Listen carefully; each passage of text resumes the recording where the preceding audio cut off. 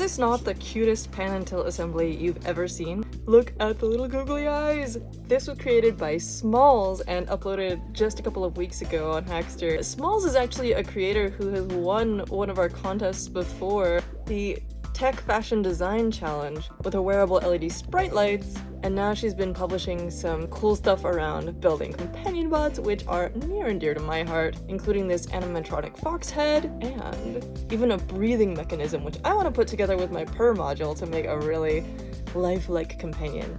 But anyway, this one with the googly eyes caught my attention for obvious reasons. She's mounted it on an Omnifixo, which is a really cute and useful little alternative for your standard third hand, Omnivice, or similar. You use some self-tapping screws, an Arduino UNO for control, a couple of servos of course, and she's got an awesome little demo here.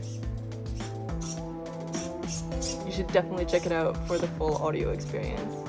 Just print the files, set the servos to neutral position so that when you put the whole thing together they'll have their full range of motion, lots of cool photos of the assembly process, your custom parts and enclosures including the 3D printing files, and the code to set both servos to the neutral position, which you can easily modify to do animations or whatever else you want with the Arduino code.